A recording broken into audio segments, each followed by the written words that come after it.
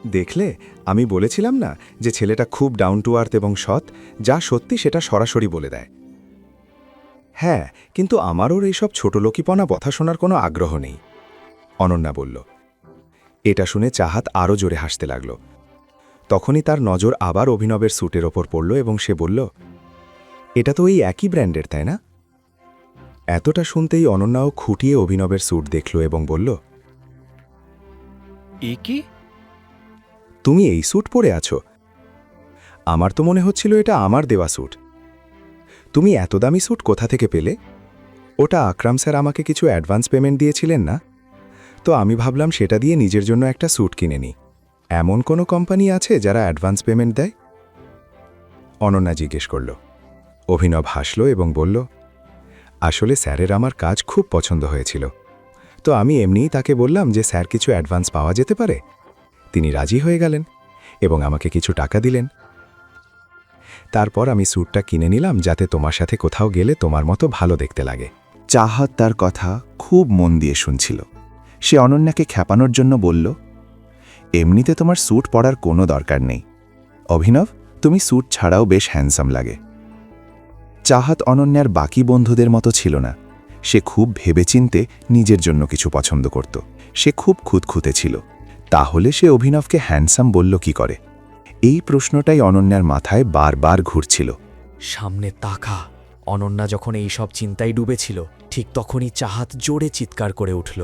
আর হঠাৎ করে অনন্যার নজর রাস্তার দিকে গেল। সে দেখল যে গাড়ি চালাতে চালাতে সে ভুল লেনে চলে এসেছে এবং ঠিক তার সামনে থেকে একটি গাড়ি প্রচণ্ড গতিতে ধেয়ে আসছে। এটা দেখে অভিনব আর চাহাতে চক্ষু চড়ক গাছ হয়ে গেল। অনন্যা সজোরে ব্রেক কষল আর কোনো মতে নিজের গাড়িটিকে সামনের গাড়িটার সাথে ধাক্কা লাগা থেকে বাঁচিয়ে নিল। ওদিকে সামনের গাড়িটিও কিছু দূরে গিয়ে থামল এবং সেখান থেকে কয়েকজন লোক নেমে অনন্যার গাড়ির সামনে এসে দাঁড়াল। অনন্যা জানালার কাঁচ নামিয়ে রাগের মাথায় বলল, কি ব্যাপার? কেন আমার রাস্তা আটকে দাঁড়িয়ে আছেন? অনন্যার সামনে দাঁড়িয়ে থাকা লোকগুলোর মধ্যে কেউ কিছু উত্তর দেওয়ার আগেই পেছন থেকে চাহাত বলল, ওই ছেলেটির নাম হল ঈশান। এরা দিকপাল সিং রাওয়াতের লোক। তাহলে এরা আমার কাছে কি চায়? ইতিমধ্যেই চাহাত গাড়ি থেকে নিচে নামল এবং বলল, কি চাই আপনাদের? এর মধ্যে অভিনব গাড়ি থেকে নেমে লোকগুলোর দিকে তাকাতে লাগল। লোক সংখ্যা এতটাও বেশি ছিল না যে অভিনব একটা তাদের সামলাতে পারবে না। যখন তাদের মধ্যে কেউ উত্তর দিল না, তখন চাহাত আবার বলল, কেউ কিছু বলবে? এতক্ষণে তাদের মধ্যে একজন লোক সামনে এগিয়ে এসে বলল, প্রিন্স মারা গেছে, আর আমি এখানে তার মৃত্যুর প্রতিশোধ নিতে এসেছি। কি? এসব কি বলছো ঈশান? প্রিন্স মারা গেছে? ওর মৃত্যুতে আমাদের কোনো হাত নেই। চাহাত বলল। এর জবাবে ঈশান বলল, ওর মৃত্যুর বদলা পুরো গুড়গাঁও থেকে নেওয়া হবে। আর তাছাড়া যে ওকে মেরেছে সে তো এখানেই আমাদের সামনে আছে। ঈশানের কথা শুনেই তার কয়েকজন লোক অনন্যার দিকে এগোতে শুরু করল, কিন্তু তারা অনন্যার কাছে পৌঁছানোর আগেই অভিনব গর্জে উঠল, তোমাদের মধ্যে একজনও যদি আর এক পা এগোও তাহলে সে ফিরে যাওয়ার মতো অবস্থায় থাকবে না। অভিনবের কথা শুনে ঈশান আরও জোরে হেসে উঠল। সে বলল, হ্যাঁ, প্রথমে আমার রাগ কম ছিল, কিন্তু এখন আরও বেশি রাগ হচ্ছে। ওই মেয়েটাকে নিয়ে আয় এখনই। ঈশানের লোকগুলো আবার অনন্যার দিকে এগোতে লাগল। অনন্যা খুব ভয় পেয়ে গিয়েছিল।